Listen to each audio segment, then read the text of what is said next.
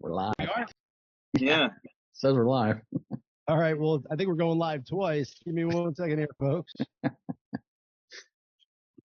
right. That works for me. Stop that. Bring this down. Ladies and gentlemen, we are live for week 4. I apologize about last week. That was completely COVID's fault. But Chad, how are you, sir? I'm good as always. Thank you. It's good to be back. Yes, great to be back. We got some fun stuff. We got some call-ins today. We have some whatever the hell we want going on today. And ladies and gentlemen, we have sponsors reaching out to us already. So get in and get early. We are fielding offers, as they say. So yeah, there's that going on. Are you excited that we avoided a government shutdown so we could still send Ukraine billions and billions? Oh, very much so. Yes. That's a great thing. Apparently, they were going to get funded anyway if we shut down. So they were going to get their money anyway. So Is that true? That was the talk. Yeah, the DoD was still going to fund Ukraine even if the government shut down. So our soldiers wouldn't get paid, right? But Ukraine wouldn't get. I mean, it's you got to keep the money laundering going. So it's par for the course, as they say. America last. That's how it works. America last. I know. I saw President Trump voted or posted something earlier. He said, if I am president again, there will be gas cars and there will be no children getting sexual gender reassignment under his watch, which to me sounds like pretty logical way to go. But I don't know. It's the upside down world lately.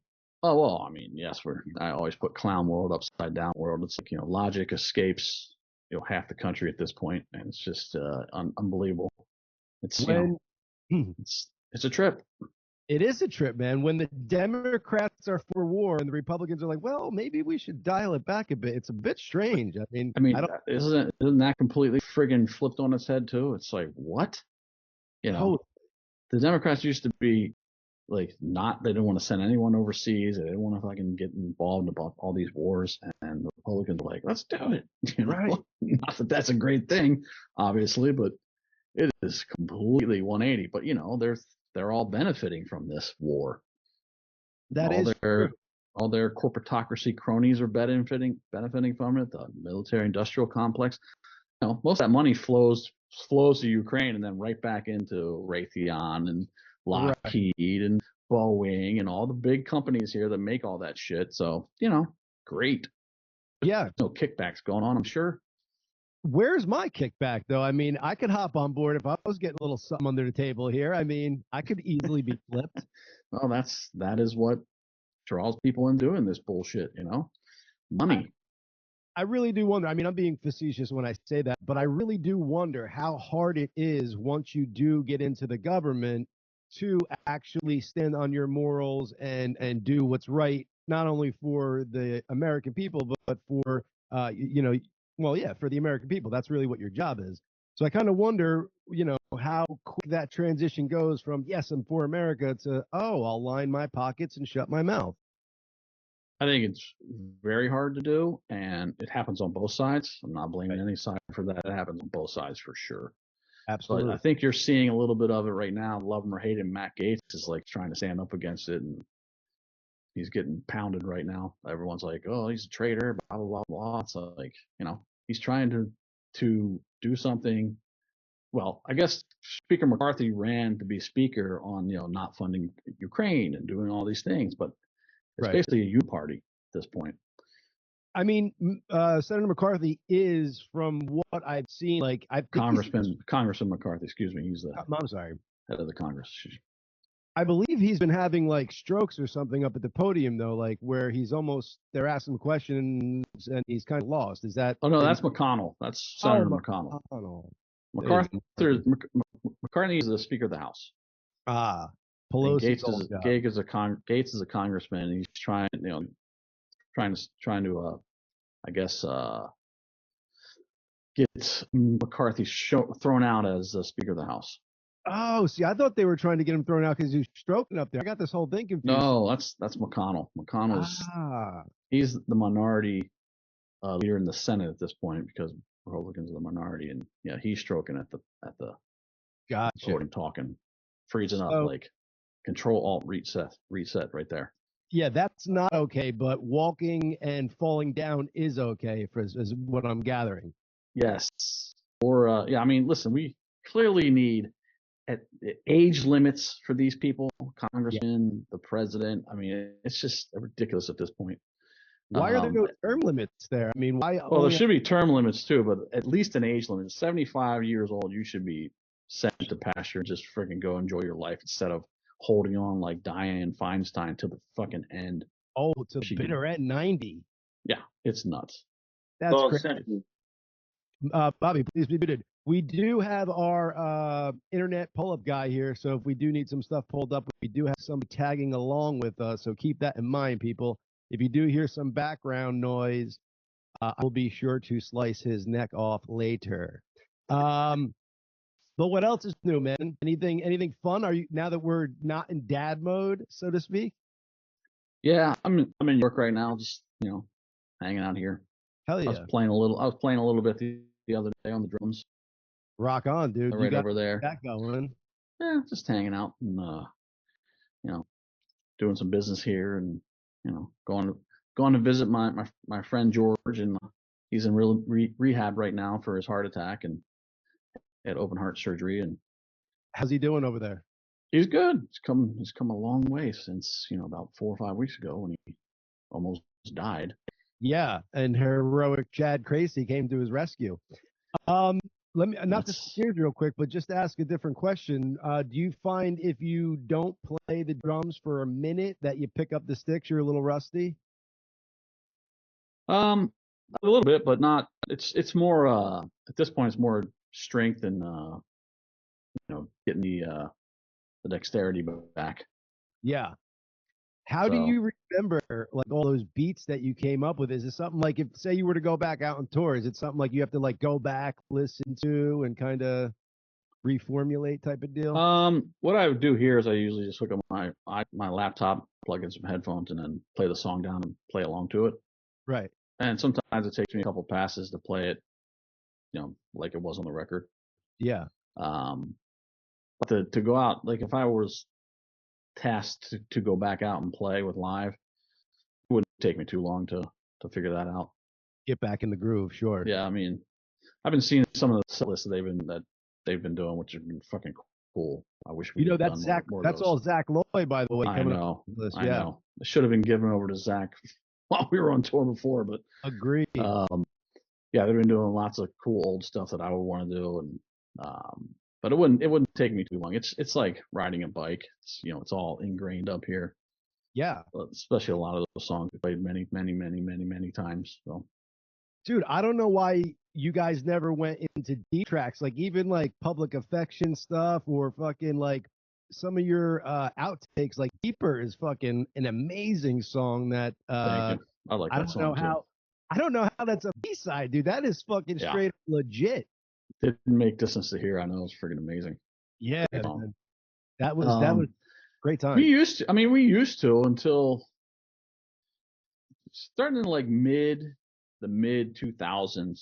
We kind of got in the autopilot mode and just and I don't know who was making that decision because I don't know if it was Ed or Chad or whoever was doing it together. I'm not sure, but like it was just let's play the hits and then same set every night. It's like, oh my god, okay, can we do another song? So that it's really, I mean, it's cool, and I'm a little envious to see them doing what they're doing now because I would love to play it. Mother Earth of the Vicious Crowd or forget. Yes. They just played Dance with You the other night. It's like, I love that song. Bring it back. Yeah. Yeah, so I mean, I'm sure around that time the inner turmoil of the band we're all best buds and all that shit. So it might have been hard to kind of been communicating as well as you should. I don't know.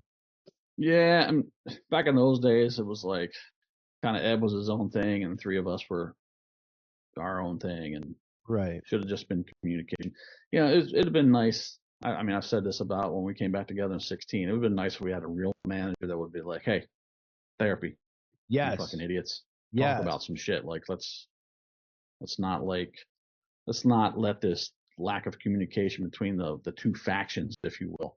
Right. fuck the band up. So Well, whatever. I don't know exactly how bands work and stuff, but I just feel that the marketing around you guys was not what it should be, dude. Like the Distance to Here should have been fucking #1 all over the world. That album is ridiculous, dude. I mean, it's incredible. That's one of your best pieces of work ever. I have a question on that, if you don't mind. So of course, thank So you.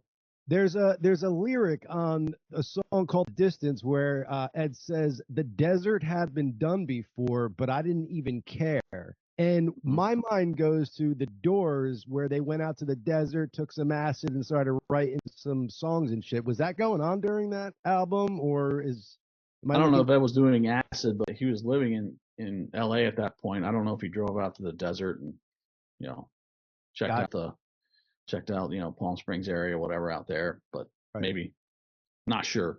I've never really like gotten in depth with Ed on lyrics. Like I never questioned what he was doing. I thought what Wow. he wrote was freaking cool and like it would express the emotion that I felt with the song in many ways. And so I just left him to that. That was his job, and he did it Sure. very well. And I didn't question it, or I've never really been like a lyric guy. I never sat down and like read lyrics. Oh I wow. learned to sing along with songs like that I liked, like bands that I liked, just to so I could sing along with it, whatever, in the Right. shower. But Yeah. I've never been like the analyze the lyric guy. Oh yeah, and I've been wrong on so many lyrics before. I'm like singing what I think they're saying, and then when I look it up, I'm like, oh my god, you are fucking way off there, dude. Oh yeah, that's always funny. Yeah. Yeah, that's always fun.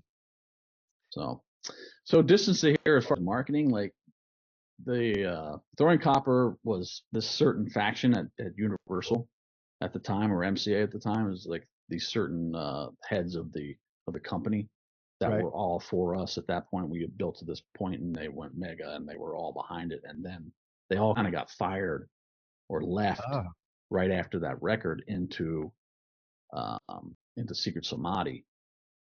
And so we became, even though we were still huge and Secret Samadhi came out #1, it was right. a little bit less of a priority compared to like the new faction that was in there, what their projects were. And this is what happens in record companies.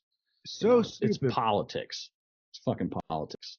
Well, And it's then Distance to Here comes along, and it's even less. They're even less of a priority at this point because, you know, Secret Samadhi sold like 2 million as opposed to at the time Throwing Cover 7 million or whatever it was. 7 million, 8 million. So it was Yeah, like, oh, a little less of a priority now. And right. it was, that's what you deal But, with. but little did they know how like loyal your fan base is and was. Like, I mean, okay, so maybe it's not 20 million per. Chad, am I looking for a 315 number? Yeah, that'd be rich. Yep. Alrighty, well, We have a ladies and caller. gentlemen, we have a caller. Let me make sure I can get him up here. And hello, caller. Can you hear me? Hey, John, how are you? I'm doing well, man. Rich, all right. So I got this to work. I feel like I'm controlling stuff and doing it well. Yes. Well done, sir. What's up, Rich? How are you today? Hey, Chad, how's it going, man? Good. Ladies and gentlemen, Rich Maxwell, longtime Mega Live fan and a friend of mine now. Yay. Mr. Richard Appreciate that Maxwell, thank you for that calling in, dude. introduction. You're very welcome. Yeah, thanks for having me. Thanks so much for having me. Great to talk with you guys. My absolute pleasure. So, how do you a fan of Chad's? Do you know Chad personally? How has this relationship gone on? So both. I'm probably one of the older school live fans, dating back to now going on 30 years, which is a little bit scary to say out loud, but dating back to kind of the early mid 90s, and it really all kind of started there. It was crazy. I was in college at the time, here in upstate New York, and it took a while for a lot of the mainstream stuff, back in the day, the way, music was played, stuff like that. A lot of the stuff that was popular probably in other parts of the country takes a little bit longer to kind of filter here in upstate New York. But when I Alone came through, the radio waves and stuff, it was like, it was pretty big. And then living with some guys at college, just started playing Throwing Copper front to back. It's like, what the hell is that? Oh, So, and that's, this was like right around probably like February of '95. Nice. Was when it really started to get really huge around here. And I think, Chad, you guys played a show at SU in '92, I think, around that time, right? Oh boy, probably. We were playing a lot of colleges, especially in New York at that time. We played all the SUNYs that we could think of. What But is yeah. SU? If you So don't mind me? that was it's funny because that was the first show I No, went. Syracuse, right? You're talking about Syracuse, University, correct? sorry. I bet. Yeah, sorry, Syracuse University. Yeah. So the first live show I ever went to was in SUNY Potsdam. So Potsdam is like northern part of New York, almost near the border. So upstate New York winters, it's February, snow all over the place. You know, 3 of my buddies hop in my '88 Ford Tempo, and we're driving up 81 in a blistering snowstorm to get to the show. And like the lineup, though, John, at the time it was Sponge and Love Spit Love opened up for live. Oh yeah, I remember that tour. So Love Spit Love was list. Richard Butler from Psychedelic Furs. Oh, you guys did a sick cover of one of the Psychedelic Furs songs, I believe. Oh, we did a couple. We did Pretty in Pink, and we did Love My Way. Love My Way. Yeah, we got to play Pretty in Pink with Richard Butler one time. It was freaking badass. So cool. Hell yeah, man. That's legendary shit right there. Yeah. So, Rich, is it cool to say so that where you show was live is the amazing. Boonies? So not where I live now, or where I grew up was probably the Booties, in the rural parts of central New York. But I went to a small liberal arts college in Syracuse called Le Moyne College, just down the road from Syracuse University. And so we made the trek up there, and it was like a $6 ticket, which I didn't have to buy because I drove. Nice. And I just remember the set list. Like, obviously the openers were great. I mean, and to call them openers, I think is a little bit of disservice. But given the time, it was just a crazy show. But live opened up with Gambit Otter Creek. I think played every song on Throwing Copper, and then obviously mixed in some Mental Jewelry stuff, and then closed with White Discussion in like this really emphatic, just dropped the sticks and walked off the stage. And I was like, what the hell did I just experience? Jealous. Like, that just sucked. Hell yeah, the passion and the raw energy. It was in our prime. Absolutely. Well, hey, they say 50s at the time, Gracey sporting the backwards Michigan hat, it was that whole, and just very unassuming, just walked off the stage and was like, just, it was crazy. It was crazy. That's where the fandom started, was right then and there. Just write it down. Yeah. Chad, cool. do you know like how fucking cool you are at that point? Like, are you just like, wow, this is like legit as fuck. These people love us. Like, do you guys realize that at that time? We were definitely excited, with what was going on for sure. I mean, what did I feel famous? No. Really? No, I've never really felt famous, so it's very strange to me. But it was very exciting. But we were also kind of traveling around inside this bubble, so we didn't we knew we were getting played on the radio and stuff, but it's just hard to explain how you're like inside this bubble, right, and moving around the country, around the world at that point, and you're going like, what's going on? And because how many people are coming to see us tomorrow night? What the fuck? That's crazy. Right, because 1994 is when Throwing Copper comes out, and then you guys are on this mega tour where you're doing like, I think, amphitheaters and stuff like that. So you're kind of just touring and not really paying attention to what's going on. And then 1995, Rolling Stones Artist of the fucking Year. I mean, let's go. Yeah, and I think I said this last show, but the whole thing progressed to that. We started Throwing Copper in clubs, and we ended in arenas and amphitheaters through about an 18-month, 20-month, whatever it was, completely on the road the whole time touring cycle. We had like a week off here and there, but right. like we were on the road the whole time, just grinding, doing shows as much as we could, any tours. But it was like, clubs, and then theaters, and then college, lots of colleges, bigger and bigger venues at colleges. And then all of a sudden it was like our booking agent, I think early in 95, like maybe she was like, yeah, we're going to be doing amphitheaters in the summer. And we're like, what? We're going to be headlining amphitheaters? Like, we just did an amphitheater tour with WOMAD in 94 with Peter Gabriel and that was freaking awesome. We're like, we're going to be headlining these things next year? Like, what are you talking about? Yeah. Get the hell out of here. Yes. So, it was wild. Totally wild. Were you single, married at that point? Where were we at in our life?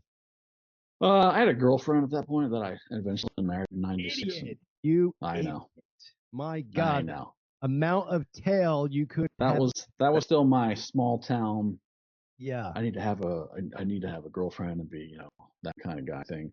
You needed to know me at that point. I would have steered you in the right direction. Yeah, well, some things you could look back and do differently in your life, but hey, what do you do? I'm the devil. That's the truth. I'm the devil on his right shoulder now, so get ready, ladies. That's right. So yeah, let's let Rich continue. We took a sidebar on him. Sorry, bud. No, great rabbit hole right there that we just went down. That's awesome. So yeah, I mean, that's from a fandom standpoint, that's where kind of it started for me. And I was always a fan just of drums and just following drummers, just dating back to whenever. And just for some reason, just Chad's timing and the way he fills space is just so unique, and it's unassumingly powerful and just really it's really unique. I think all drummers have a bit of a language, and it speaks differently to people than others. And for some reason, Chad just screamed, like it was just amazing. So I mean, obviously from there, just following the band, through there. Admittedly, I did not get to see a Secret Samadhi show. I don't know what happened, what was going on in my life at the time. I know, Chad, it's a crime. And then obviously from there on, yeah, like of all the tours to miss, that one. With Luscious Jackson opening up for them, I believe. Was it Luscious Jackson in that one? I always forget. I saw you in '97 at PNC Bank Art Center, I think it was called at that point in New Jersey. And that's who opened up for you. Okay, so it was Luscious Jackson that tour, and then we did what was the other girl band you had open for us? Garbage? No. PJ Harvey. Oh. PJ Harvey, yeah, she was part of it too. And who did Can't Fight the Seether? What the hell was that's not Luscious Jackson. That was Can't Fight the Seether. Come on, what's that band called? I just can't. The two girls. Oh, damn it! I'm sorry. Brooke Assault. Brooke Assault. Yes, thank you. Sorry, jeez, my mind is losing. I'm losing it. I need to take more mushrooms or something. Yeah, totally. Nootropic mushrooms, not the well, those two, but yeah, nootropic. One of those super vitamins you've been taking, right? You need those super vitamins. Yeah, I need to get more on the brain stuff, but yeah, anyway. Yeah. So yeah, Luscious Jackson was great, and yeah, it was fun. Those were fun tours. Next show, Rich, you got to call in. We're all taking the non-nootropic mushrooms. We're going to be tripping balls on here, so get ready. Let's do a show that way. Why not? Would sure make things interesting here for me. That's for sure. But yeah, so I mean, from there, just a huge fan, and I think, what really kind of sealed just a lot of things. Obviously there's the music, then it's the people behind music, right? That a lot of fans probably don't get to experience. And I think that's where especially Chad and the circles that he keeps and stuff is just really differentiating from other people, because he's obviously very unassuming. Doesn't even know he's a rock star when he's a rock star, right? Like he could, just like any other guy. But and just just being gracious with his fans, and just really, I think that's a huge thing that live fans really subscribe to. That listen, we've had a really awesome run for 30 plus years with this band, and other bands haven't had that kind of runway. Right. Think about bands like STP and others where, boy, imagine what if they were together in their original unit, what that would look like, type of thing. But right. Obviously, live fans have had a huge run. Which is great. Obviously, there's some ups and downs, and some unknowns. Right. That's kind of putting it a little mildly, but through it all, there's the music stuff. So I mean, I think the live fans can always say that they're extremely fortunate to have the access, have the runway that they've had, and a lot of that's because of Chad Gracey. I gotta agree with you on that. Thank you, Rich. Appreciate it. First time I got to meet CG in person was 1998, and I he was playing a Stone Pony, and I just went right up to his Range Rover, Land Rover, wherever he was in, and I was like, dude, a big fan. Can I get an autograph? And he was just gracious, man. Like, no problem. Signed it for me, and they were just cool dudes. It wasn't like, no, dude, I got shit to do. Back off. He was happy to do it. Yeah, I probably got 4 stories kind of just like that. You know what I mean? Just over the years, just being able to either get backstage with some long time live friend. Again, some of the older guard. Some of my buddies like a Chris Lenka, who Dad knows really well, the Pennsylvania guy. Probably the elder statesman of the Freaks of Live, kind of going way back. Chris I played know with that. them on stage when they were the Gracious Few. And so getting backstage and just saying hello. And I remember there was a show down at Penn Peak as part of the Summerland tour. It was actually the summer. I was getting married in July, and that show I think was sometime in like May or June. I went up and said hello and said, hey, I'm going to be out in Vegas. Like, you guys are going to be there the day I land for my wedding. So he brings me right over to his tour manager and says, hey, make sure that these guys are able to get backstage. So my wife Brooke and I were able to. As soon as we landed, we hustled over to where they were playing and then got backstage and just kind of caught up with those guys. And just, again, didn't know me from Adam or anybody else, more or less, and just did that, like, on the spot. But again, that's just another example of just what live fans have been able to experience. And again, that's who Chad is. So it's just, really cool. I mean, he's a good dude. There was definitely Can't take all this praise. Dudes. Oh my God. There was definitely Thank you. cool dudes in that band. One was okay, so to speak, but neither here nor there. Mm-hmm. Yeah, I mean, it's funny that you said that, because I feel like, like even Ed, who I've met maybe a couple of times, just and those are more recent years. I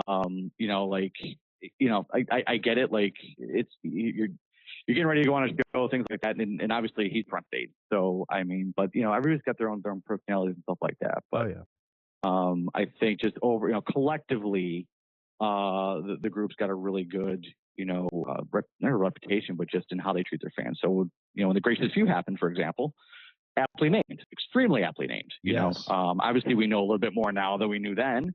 And it just makes it that more interesting. But that was probably the when I really got to spend a little bit of time with Chad was actually during that tour, which for some reason wasn't as attended as you would have thought. I saw them here in Rochester, New York, at the Water Street Music Hall, and Chad, was unbelievable because I walked in and there was 15 people at the show. Wow, I'm jealous. It was a tough slog. We had fun. Yeah, we had fun doing it, but it was a tough slog doing that thing. It was wild. It's so weird. I mean, I'm not trying to toot your horn, Chad, because I'm just an honest person, but you could put that Gracious Few album on start to finish. There's not a bad song on the album. So again, if that was brought to the masses properly, my God, dude, that would have been another fucking legendary band that you were in, because it's just Kevin Martin, his voice is ridiculous. Those lyrics are redonkulous. And then that band is fucking rocking, if you don't mind me saying. No, I don't mind. Thank you. Yeah. His head is huge right now. He's swelling with love. No, I'm just very proud of that record, but it didn't do, it's just, commercially it didn't do crap. So it was just tough. The whole thing was tough.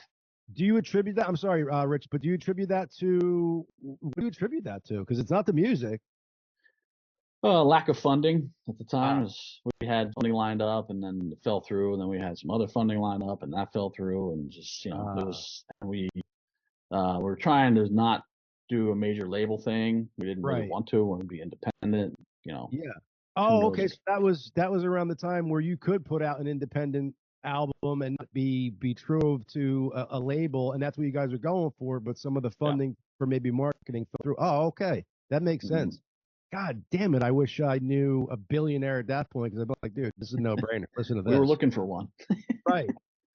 Well, they're out there now, so they're always out there.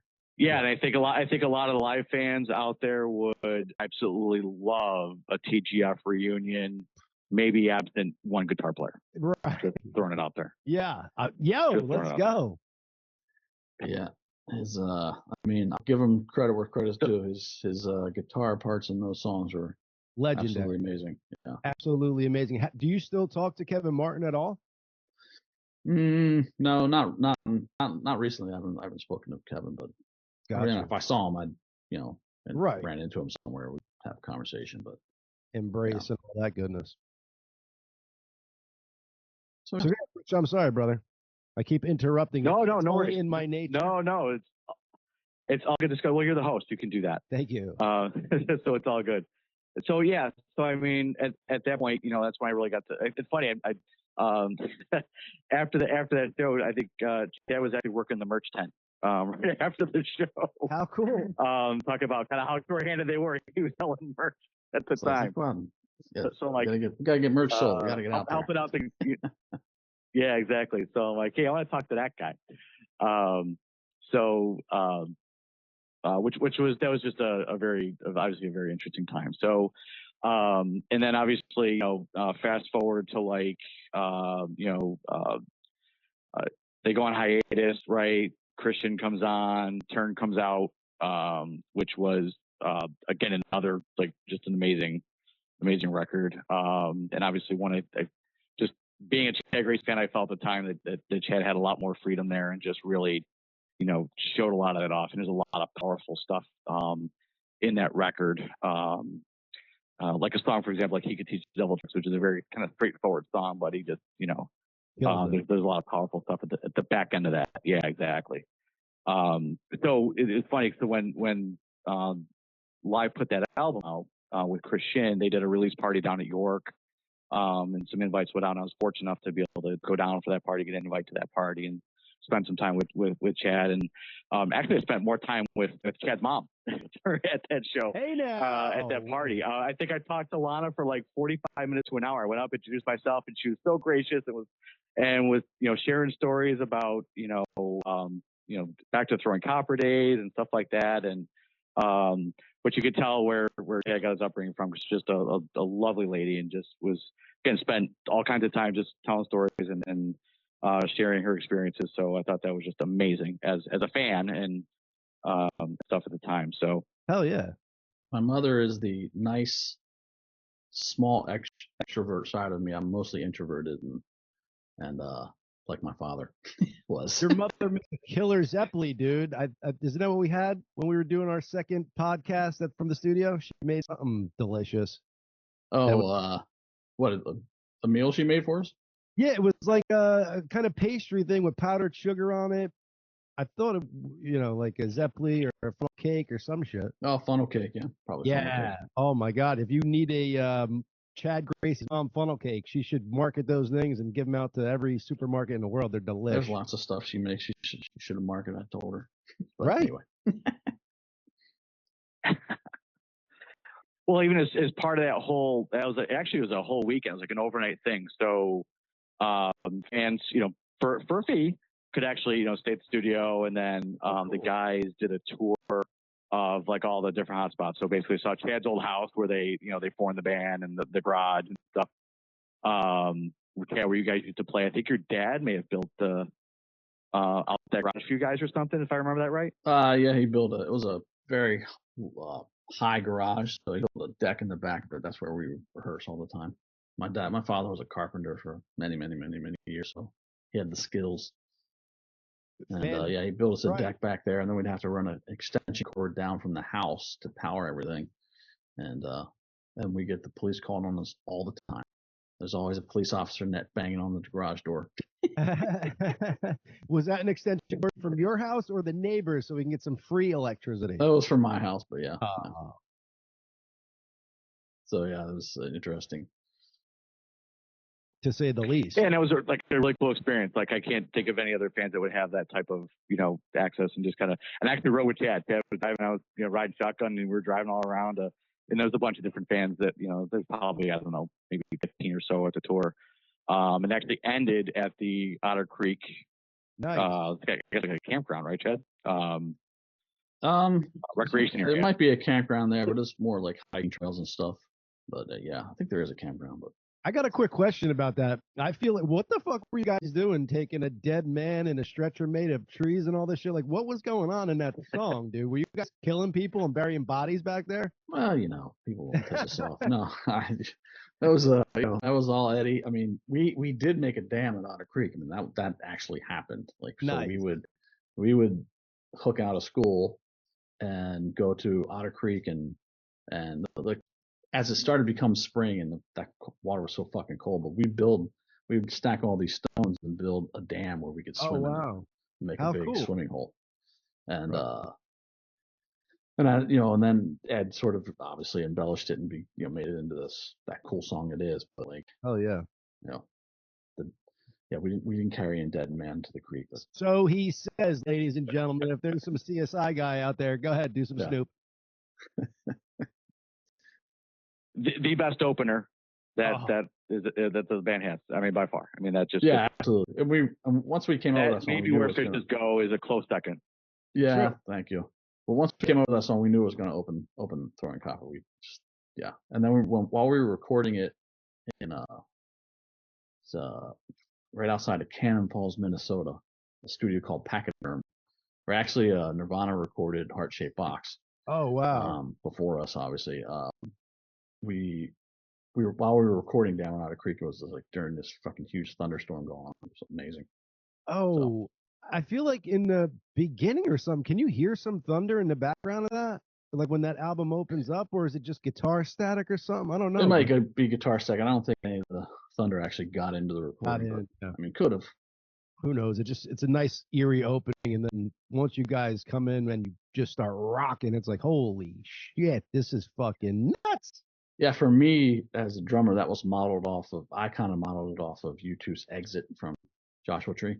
Rock on. How that song builds and Larry's fucking just bashing the shit out of it by the end. So Hey, Rich, do you agree that I Alone is like one of the best songs to hear in a strip club? Without question. Right? And my wife is listening, so babe, it was just that one time. Yeah, he was like in college. Yeah, it was a long time. I was gonna say you better put a disclaimer in here. I'm getting in trouble when I get home. Thanks, Chad. I didn't bring it up. I told you, I'm the devil, dude. Don't the red shirt says all. Well played. Thank you. But it's especially being a longtime fan. Going on 30 years. I just turned 50 here in September, which is crazy. But happy birthday. It's all good. Thanks, man. It's seeing like kind of like the next generation, like the next I have a 16-year-old nephew, for example, who is just getting big time into music now. He's playing percussion in the school marching band. Shout out to Mount Ridge High School in Peoria, Arizona. Shout out. My nephew Braden, who is just like he, going through that musical journey, and you can kind of see that, kind of adolescence, and he just like exploring these different things. And of course, I'm like, well, you got to listen to these guys, and he just hooked right onto live. And actually, I think Chad's talked to him once or twice when he was here visiting. And it's just again just inspiring the next generation. And now Bray just like he just loves it. He loves percussion. He's just killing it. Nice. My 7-year-old son is like air drumming to Chad in the back of the van on road trips. It's so cool to see. Yeah, awesome. It started now transcending generations too, which is so super cool.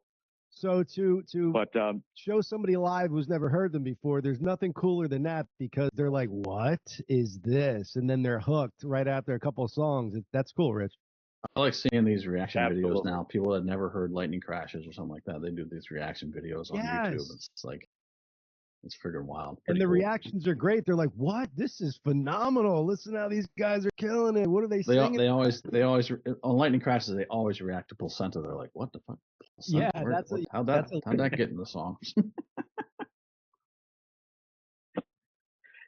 Yeah, exactly. Chad, do your kids listen to live much? No. Or are they kind of sensitized to it now? I don't think that they're putting it on, but they are aware of it. And like, I usually listen to Lithium in my car if I'm listening to radio. So sometimes it comes on. They're like, oh, it's Dad. Yeah.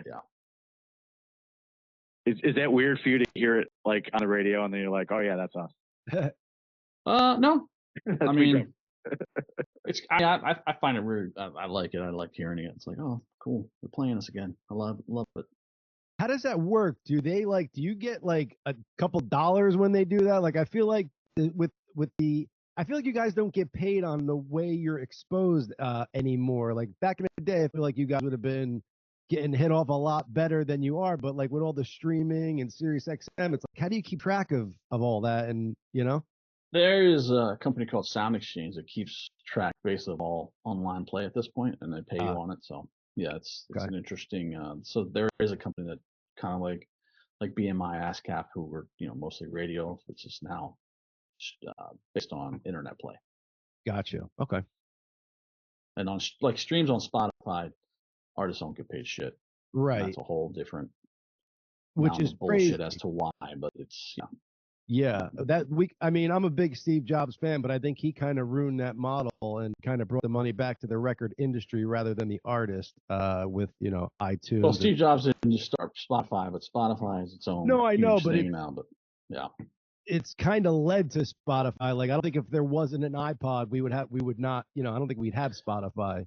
Well, the majors fucked up when they tried to destroy Napster back in the Right. late 90s. They should have embraced it. They could have controlled it and embraced it at that point, and people were willing to pay for it. I think they did a bunch of surveys with Napster users at the time, and they're like, yeah, we'd pay for this. Right. If it became that, and then instead of embracing it, they tried to destroy it, and that's what. Then everyone was like, well, fuck The it. genie was out of the bottle. For free. Yeah. Yeah. Go ahead, Rich. I apologize. No. I don't want to cut in. No, please cut me off. I talk too much. So yeah, I mean that's been kind of a lot of the musical history, and then I think the last show I personally went to was down at the Parks Casino in February of 2020, and then we all know what happened shortly thereafter. Mm-hmm. It's kind of the world shut down, but Chad and I stayed in pretty close contact through the pandemic, and worked on some things together and stuff like that. So a lot of Zoom calls and working on some projects and stuff, and just cool. Kind of stayed in touch. So I mean, just looking forward to obviously what getting a lot of things resolved, and looking forward for the future. And I think any live fan that's out there, I mean, obviously I think what Ed and company are doing is fine personally. I can't see a live show if Chad's not behind the kit. I just won't do it. Right. They're going to be here, I think, in Ithaca. I think in November. They're going to be just down the road from us here in Syracuse. And no disrespect to Ed whatsoever. I mean, I respect what he's doing, but there's in my mind there's no live without Chad. And hopefully hopefully things can get resolved to where that happens sooner rather than later. I think for everybody. You're gonna start a debate, Rich. Now everyone's gonna be pissed off. Well, I think, Chad, Ed is live. Ed is live. Blah blah blah. It's like funny. Well, I think that, well, it's all the live for that. Yeah. I think that's the one area that almost all the fans could agree is that there is a weak link in the band now, and it's from the percussive department. And don't get me wrong, man, I love what Robin Diaz is doing. I love what he's trying to do, but it's just not what it was. I mean, I don't want to talk shit on the guy because he's a cool dude. He's a nice guy, but he's no Chad Gracey. He's not the heartbeat of live, as they say. And like I said, the drums by themselves, I think, are a bit of a language, right? And you put that together in any context with live, and it's not going to sound the same. It's not going to feel the same, and probably for a lot of folks, not have the same meaning. And right. I probably fall in that camp. Again, no disrespect to Ed or anybody else in the band whatsoever. It's just from a personal standpoint. I mean, I know there are a lot of Ed fanatics out there, and there Ed is live and all that stuff, and whatever. He gets his due. I mean, he's a phenomenal lyricist and singer performer. I mean, he deserves all of that. Sure. But with it under the context of live, in my opinion, there's no live without Chad. So listen, I'll take a half a live. I'll take Chad. I'll go to that show any day of the week and twice on Sunday. Because again, I don't want to talk about the previous band or the new band, but the rest of what I'm seeing coming out of those guys is phenomenal. Zach Loy is ridiculous. Their bassist is Patrick Delheimer level or better or just as good, whatever. But I'm just saying, from somebody who's been to the shows and heard clips, there you could hear it. The weak link is in the back. Sure. Turn My Head's coming on, and what are you trying to play over that? It's not it. So yeah, I mean, it just you can't say it's a fact, but it's almost a fact that there's a weak link, and it's coming from the percussive department. So I've we not got listened. I've not listened to anything. Later. Yeah, I haven't listened to any of the new. I haven't listened to any of the new band. You should check it out just so you can see, dude. I mean, I don't want to check it out. It's gonna probably make me angry. Yeah. What's going on with drums? And and as you said, no disrespect. I haven't to either. Robin. I've heard clips. Yeah. Yeah. No. I mean, Robin filled in admirably for you. Yep. But you're still playing one-handed, so you're still getting some of those hi-hat snare combinations, and even one-handed. But it's apparent. It's like when Local 717 came out. I told a mutual friend when that came out, there's no freaking way that's Chad Gracey playing drums. Wow, no good for you, Rick. No way. It was when it first came out, and it wasn't met with a response, but it was like, okay, yeah, I can see what you're saying or whatever. And I knew it. I got through maybe half of that EP, and I had to stop listening. It's like, yeah, this is garbage. My own personal people noticed. Not part of the show, but there's just no way. I figured some people noticed that. So, that was all. That was all. That whole thing was produced and run by one guy who decided to do a little power trip on me, and and then blames me for it, which is hilarious. But ego's a that's funny what he does, ladies and gentlemen. Ego is a funny thing. It's like, oh, I replaced you with another drummer on songs, and you're supposed to now tell everybody that's you playing, but and you don't like that. Well, that's your fault. Right. I mean, but being a consummate team player who goes along with it, right? And that's just again, testament to Chad is, but I mean, doing what's best for the group, not necessarily for him personally, right? And we don't know how that turned out, but not well, to say the least. I did play on the Venus and Furs thing, so I did play. That was an amazing cover, dude. Like, talk about wow. That was the coolest part of that EP was Venus and Furs. Everything else was totally. I don't know. Which is crazy, Chad, because again, I've heard those couple songs that you guys were like trying to develop for that next album that was supposed to come out. And my God, dude, you guys were back to old form. The shit sounded amazing. Like, I think I heard 3 new songs and then you guys like kind of did I Alone in a newer way. And wow, dude, you guys were killing. I'm like, why was this not on the EP? But I was told because these were potentially for a new album rather than just the EP. But wow, dude, those new songs were killer. Thanks. Yep, there were some cool ones. We played one or two of those a few times live, but how cool. Mm-hmm. Yeah, there should be a B-sides coming out at some point, right? I mean, there's so many amazing outtakes from Throwing Copper and Secret Samadhi and The Distance to Here. My personal favorite, Susquehanna. I don't know how that does not make Throwing Copper, personally, but it was tough to keep that off. Yeah. What song do you pull out of Throwing Copper and put Susquehanna in? Right. I don't know. Was that a thing? Because it seems like you could have had maybe an additional song on there. It was timing. It was CD timing length at that point. The amount of songs you could pack onto a CD was limited. Gotcha. So it was just one song we couldn't get on. But that would have fit so well on that album. Like, it just sounded like, oh, that's a Throwing Copper song. Yeah, it was written during that time. Yeah. Right. There's another song called Cheetah. I think the other little tidbit. I'm sorry, Chad. There was a song called Cheetah that we're trying to get on Secret Samadhi, but we didn't. Maybe it was Throwing Copper, but that's a cool song too. I think it was kind of in between the two. Like, maybe you wrote it at the end of Throwing Copper because you were starting to perform it during like the end of 95, 96 type of deal. Okay, yeah. So yeah, I get a little confused on timelines at this point, but yeah. Oh, I don't even know how you remember that shit. I don't know how I remember that shit. The amount of pot I was smoking at that time should have me. But hey, now. And Photograph also off of the Secret Samadhi, I think, was another outtake, which was Yep. That's a good one. Mall Rat, another good one. Mall Rat, yeah. Yep. So I don't know if a lot of people knew, though. Sorry, I was just Sorry, saying John. I don't know if a lot of people knew on Throwing Copper that actually Chad did sing background vocals on one song. I think maybe two. Which one? Which I don't think a lot of people knew. I sang on I Alone and I sang on Horse. And I Alone. Oh, Yeah. wow. On Mental Jewelry, I sang on Pain Loss and Riverside and Operation Spirit and a few others. Yeah, man. For I guess somebody who's not had vocal training, and I'm gonna give Chad Tiller this too. Like the way you guys blended your voices was kind of cool, man. It worked on the album. Thank you. Yeah, I would always sing the high parts, kind of like and it's funny to figure out that Roger Taylor was doing that on all the Queen stuff, like super high parts. That was Roger Taylor. It was amazing. Oh, no way. Yeah. Hey, Rich, but to get back to Mallrat and Photograph, where did those come from? Like, in other words, they weren't released. This had to be released by management, the band, kind of behind closed doors type of deal. Oh, we have no idea how all those B-sides got out. I have no idea.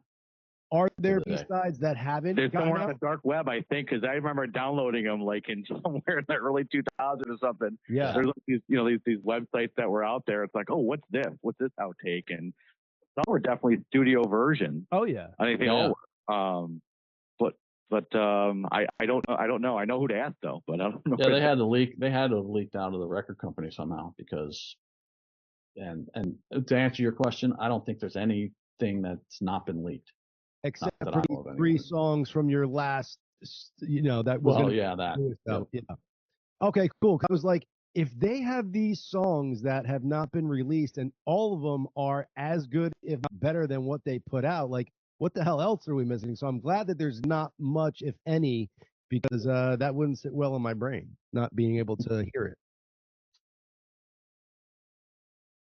And Chad, were there some songs lingering off the Gracious Few album that didn't make it to the final album? Is there some of those that are still out there? There was one called Great Houses that we played. I don't know if it was true.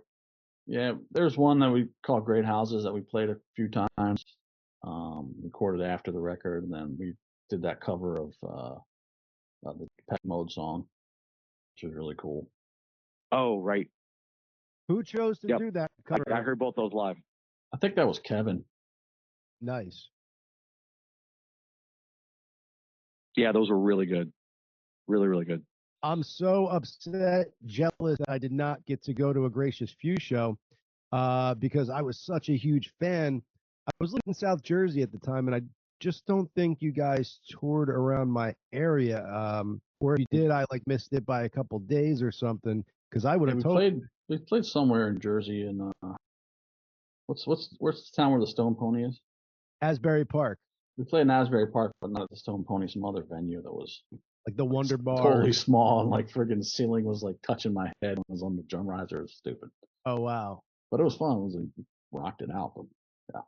Well, I was gonna say, what do you like better? Do you like performing those big amphitheaters? Do you like the smaller, intimate shows? Like what tickles your fancy?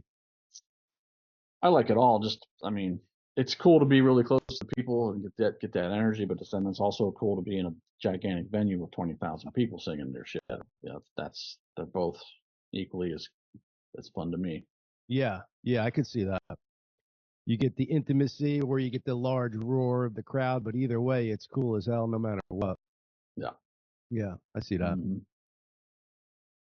Yeah, and John, what was really cool about that Gracious Few show, even though it was kind of thinly attended, is they played through the whole set, 2.5 hours, the whole front porch version, the whole thing. With the same energy if there was 20,000 people there. I mean, you wouldn't be able to tell. So I thought that was just really, really cool. Just how and how cool for a fan to see that with just you and 15 other buddies to kind of see them rocking out as if there was hundreds of people there or whatever. Yeah, I thought somebody screwed up the date or something. It was weird, but it was crazy. Yeah, so did we. Definitely different concert experience. Feel like a private show, I guess. Yeah, we pull in and be like, yeah, you got some 15 tickets. We're like, fuck. Wow. Okay, well, we're gonna fucking rock it out for these 15 motherfuckers. Here we go. It's not lack of how great the music was. It's just lack of people getting to know about it and hear it, because you hear that first song. What was your first song? I think it was Honest Man from the Gracious Few, which, if people don't know, that was a song by Live called Believe, that you guys were messing around right before the 2009 hiatus, and then Yes. turned into Honest Man. And I gotta say, dude, I like Honest Man better, which is not something that could come out of my mouth easily because, uh, again, Live was one of my favorite bands. So for me to say somebody took the music and wrote lyrics and sang over it better than the original four members, it happened. Well, I mean, Chad Patrick and I put that together, and then Ah, sent it to Ed. And at that time, everything was going shit anyway. And I think Ed just kind of half-assed it and said, yeah, here you go, just to kind of like placate us. right. And I mean, I would probably say, and he would probably agree with me if he was here, that he didn't put his best effort into that. Sure. But it's cool. Let me ask you something, Chad. Looking back, do you feel there could have been ways to avoid kind of the 2009 hiatus? Like, did Live or did members of Live just become too big for their own good? Like, because it seems like for four childhood friends to grow up, there was a huge lack of communication. And if there was communication, maybe it wasn't the right communication or something. Oh, absolutely. It was. We were dealing with each other as if we were still children, not as men. Right. And I mean, it was a slow burn though, because the relationship with Chad and Ed was breaking down slowly over time because Chad was always going out and saying, "Hey, I wrote Lightning Crashes. He's still Right. doing it. I wrote Lightning Crashes. I Yeah. wrote It's Only Drama." It's like, no, we all worked on it. Ed wrote the lyrics and melody, given and It's due. his due. Like, you can't go to on Rolling Stone or a radio thing and say, "I wrote Lightning Crashes." That implies that you wrote the lyrics and melody, which Right. Ed took obviously umbrage to. It's like, okay, But and it I almost get it. But it, at one point, Ed went to Chad and like around distance to here, or maybe before or after, and said, "I don't want to write to your ideas anymore," oh, because he didn't want to have. because you're taking credit for the Yeah, full idea. Yeah. yeah, and so that destroyed their relationship, and then that just sort of then started, leaking itself in, and that's when management, even, I don't know if they knew Should have about it, but that's stepped when in. management should have been like, "Hey, let's nip this in the bud." Right. Right.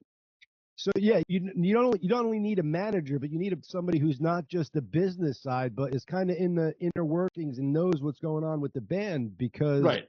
That's yeah, what a lot of great bands have that you don't know about. Like, yes, U2 had Paul McGuinness, and all those hair metal bands. I forget the guy who managed all that. He was like just a ball buster, and he would take care of every aspect of it, like, because he knew he had to deal with the dynamics of the band, keep these four guys together, because that's the magic.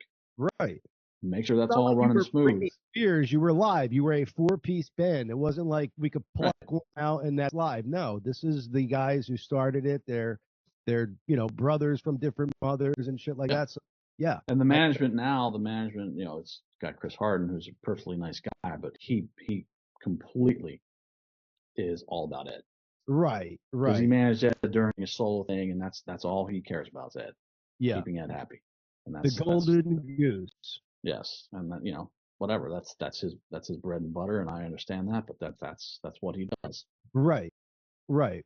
Well, at some point, like I said, I mean, who knows if relationships have been burnt so bad, but I feel at some point maybe bygones will be bygones, and a three-piece could get back together. Because if we had Chad, Ed, and Patrick, and then fucking Zach Loy on that lead guitar, man, I'll be honest, that's what I believe would be my favorite iteration of Live, because Mm. his guitar and sound is steps above what I believe Chad Taylor could do physically. Now, I don't know writing ability, because you got to give it off to Chad Taylor for coming up with these guitar parts and the sound. It's absolutely legendary.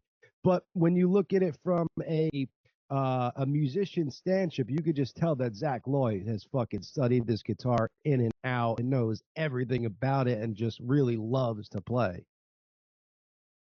Yes, I mean, Zach is an amazing musician, but I mean, I come from the school of where I taught myself how to play drums. I developed my own unique style doing that, and I give that to kind of Chad too. And Zach has his own style too, but like I don't know. I'm always generic. Like some it's generic because he knows so much. Right. He can play anything, right? Yes. But because you can play anything, like you can, it's like you kind of sanitize everything. I don't know. It's no, I totally get. I've always looked at it like that, like a drummer that can play any fucking buddy's shit. It's like cool, you can do everything, but like it's sanitized. It's like, do you really feel what you're playing, or are you just fucking, going through the motions because I can do this, I can do this, I can play this? It's like, okay, right.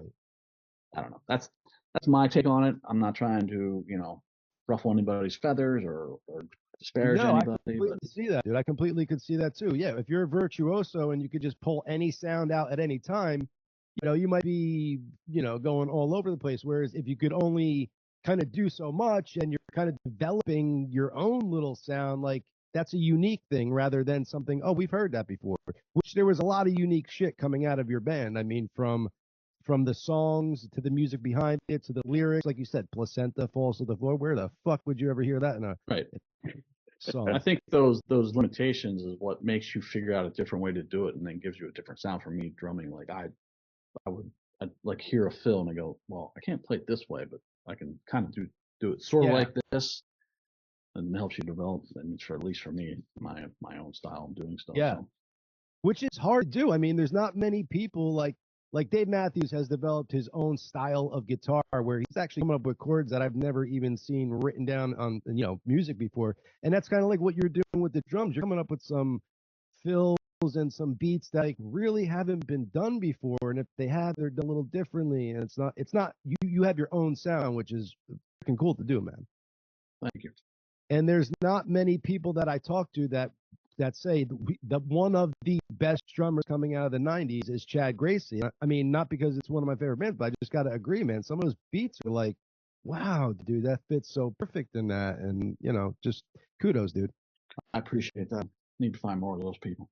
Yeah, John, I think the best testament to that is probably there's a quote, like an old Rolling Stone article back in the 90s when, like, obviously, that genre was really just emerging. You had like Chad, you had Dave Grohl, you had Matt Cameron and some of the other drummers of that era. Yep. And I think Neil Peart was kind of reviewing them and quoting them all. And I think Neil's words were, I'm probably going to get this a little bit wrong, so don't ever yell at me, but it was something to the effect that Chad Gracey plays the notes that you want to hear. And, that always kind of stuck with me. It's like, yeah, anybody can just, just blow through something or just, try to overplay something, but it was like just very there's obviously unique stuff to it. That's why I think it's a language, right? And it speaks to people differently. So when people ask me, who's your favorite drummer of the 90s, I mean, it's always 100% of the time it's gonna be Chad. And like, oh, really? That guy? Because they're still used to the mainstreamers, the Dave Grohls and stuff like that. But if you really sit down and listen to some, even some of the songs that maybe aren't as popular or some of the B-side stuff, you're just like, whoa, like this, it's amazing stuff. Like so. Bring up Dave, starting off with a maraca in the left hand, and what, dude? Are you kidding me? And like, and I gotta say, dude, like you were saying, Rich, with the backwards hat on, he looked cool as fuck back there, dude. Head down, just fucking jamming it up, dude. I was like, well, what is this guy on? I was growing out my hair. Everybody had backwards college hats on back then. Right. Right, exactly. Rim glasses, absolutely. Yes. Let's hear some nice pictures from back in the day because everybody had that look. Oh yeah. So Dave Grohl is funny. We playing Voodoo, I think it's Voodoo Fest, whatever, in New Orleans in 17, and we went out to dinner the night before the show. We went to Brennan's where they invented bananas Foster, which is one of my favorite desserts. Yummy. And Taylor Hawkins was sitting across the way. We spotted him. He was sitting there with like a big table, and I think it was probably Chad. It was like, send them a drink or pay for their bill or something like that. And Taylor came over and he's like, what's up, guys? So we started talking to him, and then he was there with his family, cousins or whatever. And so he leaves, and then we're sitting at the table finishing up drinks and dinner, and like somebody comes in and like puts their hands on my shoulders and is like, hey, fuckers. And we turn around, Dave Grohl. It's like, what's up? So he sits down at the table. We have drinks with him. And then they kick us out of the restaurant and throw us into the bar, which is basically closing, and we're still doing shots and shit, and we're all drunk at this point. And Dave's talking to me. He's like, "I learned every one of your parts on throwing copper," and I'm just sitting there going, like I fucking like could not voice to him how cool that was to have him say that to me. Well, dude, it's amazing. He was a drummer for Nirvana, then he was the fucking lead man for Foo Fighters. I mean, it don't get much fucking cooler than that, and then to get a compliment like that, that's like, Well, I mean, his playing on them Crooked Vultures record, and then the one Queen of the Stone Age record. I mean, Jesus, Songs from the Deaf is so fucking badass. I love what he plays on those records. It's so cool. That's what I was saying. I mean, I brought this up to you, and you were like, well, you know, I kind of like, you know, doing things with my own man, but dude, you're so fucking awesome that I bet you a shit ton of bands would love for you to come and guest on a song or come fucking play, you know, a concert with them. Like, you should really fucking start reaching out, dude, and showing people, hey, Chad Gracey is not, Chad Gracey's here to stay, dude. I could do it all from live to fucking Gracious Feuds or whatever, man. Well, if anybody's watching, let me know. Yeah, please, ladies and gentlemen out there. Or even if you lend your hand. Let's get this guy back behind the kit for sure. Yeah. Even if you, I went to this restaurant up in North Jersey called the Roosevelt, and they had this chick band. It was a duo. She does solo, duo, trio, and I think a full band iteration, but this was the duo. My God, this chick can sing like nobody's business, dude. I was so infatuated with her. And then she kept talking about her wife at home because I was going to go try and mack it to her a little bit. But she turned out to be a lesbian. But, dude, that voice. She could be bi, you never know. Well, that's true, but she kept saying my wife at home, so I figured she was pretty well taken care of in that department, you know? You start mentioning wives and all that stuff, I'm out. If she said my girlfriend at home, I would be like, all right, you want a third to join? But, you know, wife, I don't want to partake in that. There's lots of swinger couples out there. You never know. You never know. Yeah, so Sandy Stone, if you're listening and your wife wants them, I'll join you for sure. But anybody out there, seriously, check them out, Sandy Stone. And I think that would be cool. Like if some independent artist that tickled your fancy and you played with them, it'd give them some notoriety, show your chops off. I mean, there's so many things nowadays with people doing shit independently and like, you know, what could go viral, what doesn't and stuff like that. There's just the more shit you throw out there, the more stuff sticks to the wall, as they say. True. It is true.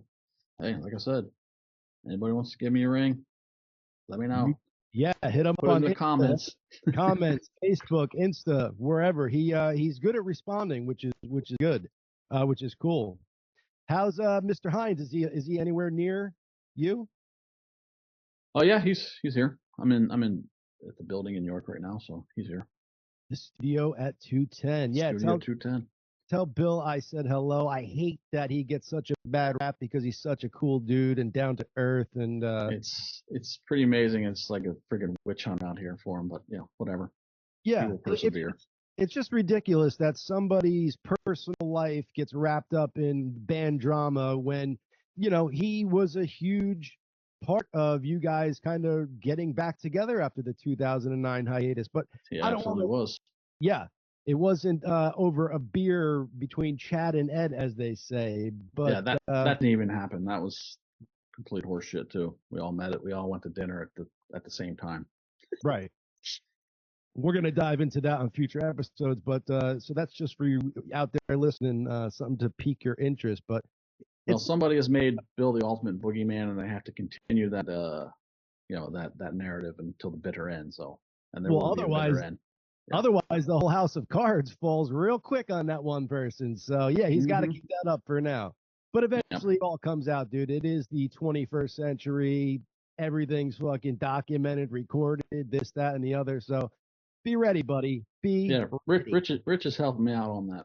Rich is a what are you, CPA? But I know you're the CFO of a company, but are you CPA or what is your official accounting, Mr.? Yes, a CPA by trade. That's where I spent the majority of my career. The first 20 years of my career was in public accounting and consulting, and done a lot of business valuation work, and have other designations in valuation and financial forensics. So that's where I spent the first part of my career. Now I'm a CFO of a regional engineering firm in the Northeast. And You can plug them. so You went can to go work plug for them. one Go of my ahead. clients. Please. I can plug Barton and La Judas. Well, That's what's right. interesting about our firm's Maybe name they is can be a sponsor. the Judas part of it. Exactly. So there you go. Hey, Rich. So look us up, bartonjudas.com. Rich, can you, because I know CFO, Chief Financial Officer, I believe. What is a CPA? Is that, what do those stand for? So certified public accountant. So it's, basically it's an accounting degree, and then, you got to take an exam and, have experience requirements. So it's a professional license. Gotcha. Administered by the state. So I've been a CPA for a long time.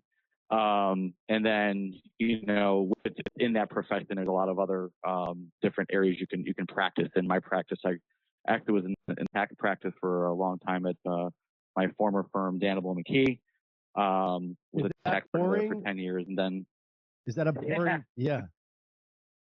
It depends. If you're like a rock star, yeah, taxes are probably boring. Yeah. Rich loves it. Then it pays the bills. Yeah, I do. I kind of geek out over it.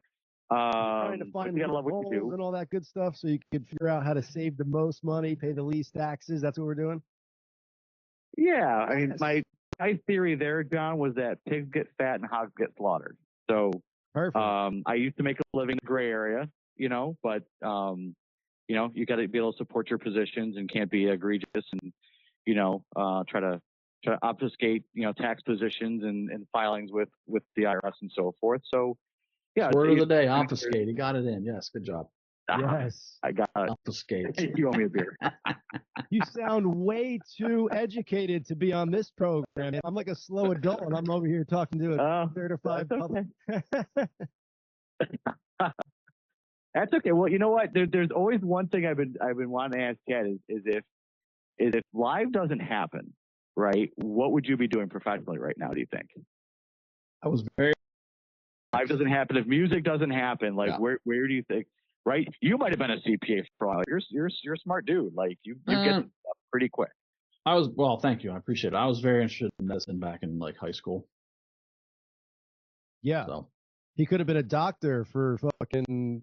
Imagine that. Like you don't know, so all of a sudden you're going to a doctor, and it could have been fucking Chad Gracey on drums. Can you imagine if life took that turn? And you were a doctor and we didn't get to hear this fucking great beats that you came up with. Wow, the world is a wacky place, man. That could happen. Yeah, it's crazy how life works and all those things come together. Yeah, well, thank God you guys. He has life-saving skills. We know this. We do know this. That's right. And we're gonna I do know how to do CPR. That's for sure. I figured it out.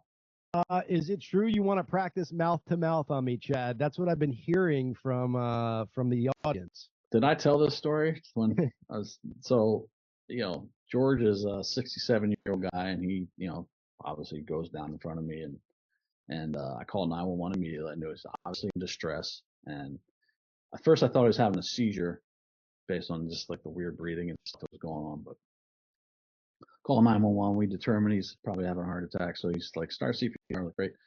So I'm doing chest compressions. And I think nowadays the Red Cross has said, don't worry about breathing. Just do chest compressions. That is the main thing. So, and I'm thinking that. So I'm doing the chest compressions. Wow. And the 911 operator is like, well, we're going to have you do some mouth to mouth. And I'm just like, oh, fuck you. Are you serious? Like, I don't want to do this to him. Because he's like, at this point, it's like, spittle and shit coming out of his mouth. I'm just like, no. So I do. I'm supposed to do 2 breaths. I do 1 breath, and I'm just like gagging. Yeah.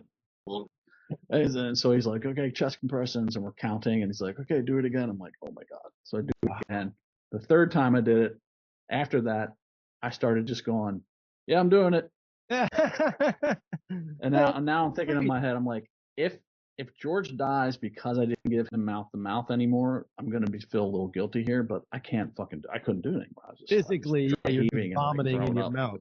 I was like, I'm just doing chest compressions from here until EMS gets here. So, rock. And I've told George this. He knows. He knows I almost, gave up on him, but I didn't stop the chest compressions. They do make like a barrier that you could put in your mouth that's got some kind of thing, and it's like almost like tube type deal you could put in to do Well, that. I have to carry one of those around. If you're hanging out with George, make sure you have that in your back pocket. Yeah. Yeah. But yeah, it was. I think George's chest still hurts from the chest compressions. The last I knew. Yeah, I he's heard just getting over that. He's just getting over that. Chad, I heard you were actually playing the beat to "I Alone" during that time on his chest, trying to get him back to life. Well, what I figured out was I was going too fast. So the 911 operator's like, That gotta makes a slow lot of down. Yeah, you gotta slow down. Just use this count. He was giving me the count. I was like, okay, I got the count. Yep. So sounds like the ladies to me. Slow down a little bit here. Let's take this one notch at a time. That's right. Rich, good rhythm, but slow down. Right. Rich, anything else for the audience, man? It's been a pleasure speaking to you. It's been cool hearing some of these background stories and how you guys met and stuff. Anything else you want to let this audience know? No, hey, thanks so much for having me, and look forward to future shows, and obviously see where things continue to unfold with Chad and everybody, and wish everybody well, and yeah, again, I appreciate you guys having me on. Absolutely, dude. Thank you, Rich. Appreciate it, bud. Thanks. Good to hear your voice, okay. man. Take care, fellas. You have the number now. You have an open invite. We will definitely have you on again, man. Talk about some other stuff. Take care. Sounds like a plan, fellas. Thanks so much. Yes. See ya. Right, Mr. Richard Maxwell, right? Was that the last name, Maxwell? That's correct. Yep. So this episode has been a treat for live fans out there, and I'm going to be promoting it that way. There was a lot of inside information, so to speak, about some inner workings of the band and all that stuff. So it was cool to be a part of, and I'm sure it's going to be cool for the fans of Live, Freaks for Live, to hear. I'm going to try to set it up next week. I have a old buddy named Joe Shuto who was around during like the Public Affection days, and he was kind of our hype man. He would go on stage before us and like get the crowd all hyped up. And nice. He has some good old stories too, back in the day before we were even live, while we were still Public Affection. So yeah, that'll be definitely cool. And we could do it if they want to call in. We could even send them part of the Zoom link if they wanted to come in that way. Whatever's easier for them. But yeah, maybe we'll do it that way the next time. Sure, I'll talk to Joe, see if he wants to do it next week. We'll see. This way, because maybe it's easier to get visual cues to know when to shut my mouth and all that stuff. I could blab over anybody if, as you could tell out there. Well, there's a bit of I think it's a bit of delay, but yeah, it's all good, man. Yeah, that's definitely, the delay doesn't help for sure. We'll do the Zoom next time. Cool. And we didn't get to use him, but we do have our producer, internet search dude. He was lying in the background this whole episode. Bobby. He was sending some chats through. Yes, thank you, Bobby. Yes. He let us know that we were talking, or I think Chad was talking about Tom Hullett was the manager that he was referring to at that point. But yeah, we will utilize him more and more as we go. Anything you want to say to the audience there, Mr. Gracey? Thanks again for tuning in and watching, and we'll keep on doing the show and having fun. And check me out at the Chad Gracey on Instagram, and that's kind of my main social. And check out my YouTube channel if you want to see me playing drums. It's multi-angle views of me playing along to the songs. Those are dope, dude. Thank you. I gotta do more of them. I gotta get the team back in here and crank out a few more. Those are cool to see, and especially as an instructional video for somebody who wants to play some music, that's got to be so beneficial to them. Yeah, that's kind of why I did it. I wanted like, I as a fan would love to see Dave Grohl from Multi Angles playing like Nirvana stuff or Queens of the Stone Age or whatever. Like, it'd be cool to see, or Matt Cameron or anybody I like, Eric Kress. So it's kind of what I was thinking when I started putting them together.